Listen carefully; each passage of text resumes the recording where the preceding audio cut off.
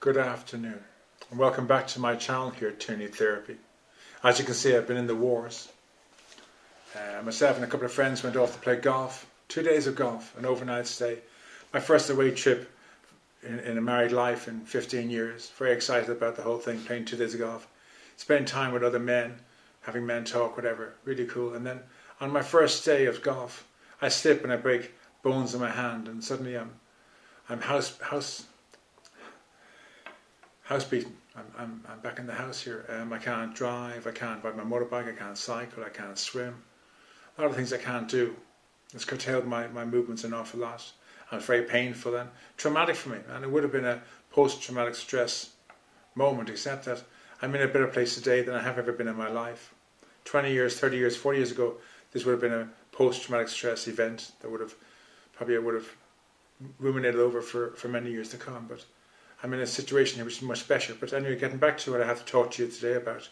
I was due to post this last week, but because of this I haven't been back to the keyboard to do any posting. So if you're new here, please take the time to like and subscribe to my channel. If you know anyone who's ever suffered from a past trauma memory or mood disruptions or mood disorders, please take time to share my channel with them. This week I wish to talk to you about boundaries. We all need to set boundaries in our lives. I'm no expert. I'm so far from an expert, it's frightening. I worked in a centre here when I started out about 5-6 years ago. I can remember one incident where one of my seniors approached me, took me aside and accused me of not having any boundaries. I was highly offended. I thought the guy had something in for me, didn't like me, he was out to get me. Didn't for 1 minute imagine that I had no boundaries. I thought I was the most selfless, serving guy, helping other people. But something niggled at me about that, and I tried to look at it, and I realised I never had boundaries. I never understood what boundaries were. I didn't have boundaries myself, and I didn't know other people could have boundaries. I just had no concept of it. Here I was in my 50s, finding out I didn't know what a boundary was. It was a wake-up. I really had to change and learn about boundaries, and learn about having boundaries and holding boundaries and respecting boundaries. And this helped an awful lot for me to stop trying to fix, save, or rescue people, or to interfere in other people's lives and tell them what to do and giving an unwanted advice.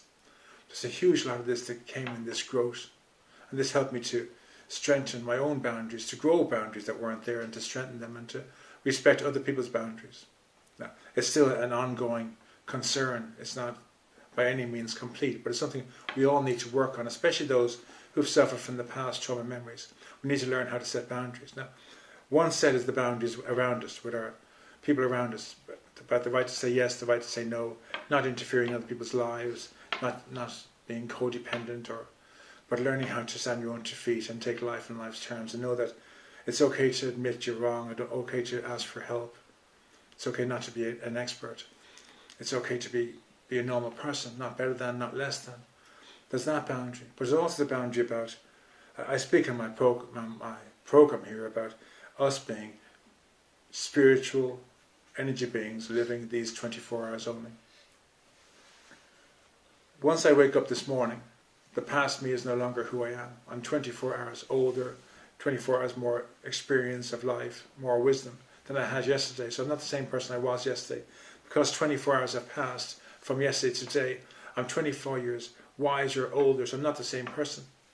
And this tells me that if I'm 61 years of age now, I'm no longer 12 years of age, or 14 years of age, or 18 years of age, or all those events in my past. They're not me.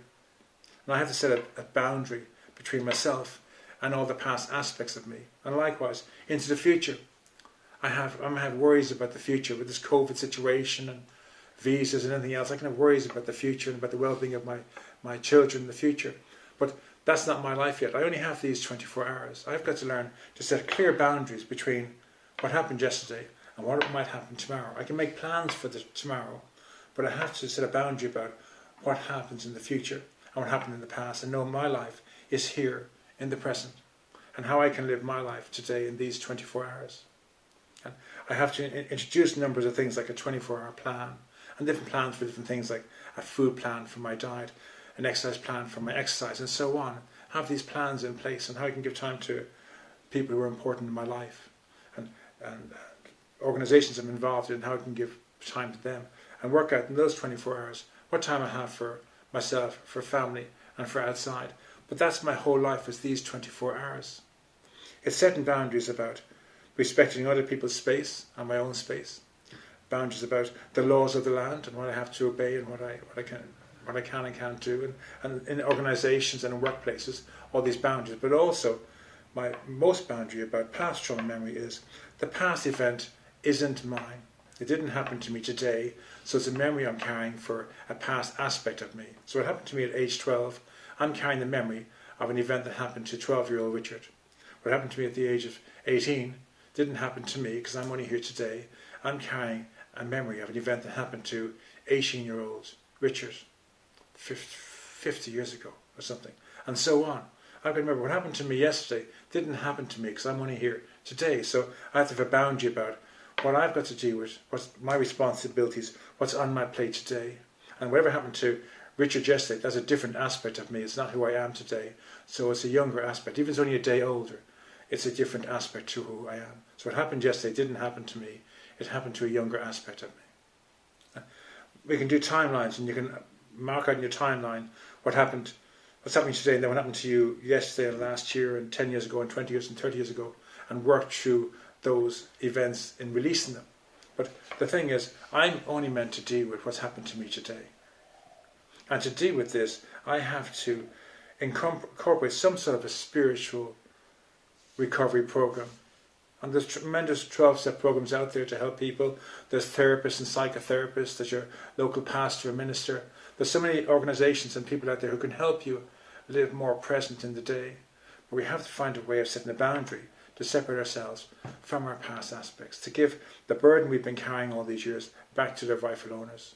So what I'm carrying from my 18-year-old younger aspect, Richard, I have to give that back to him. It's not mine, and he wants it back. So thank you for coming today, and I look forward to seeing you next week. God bless.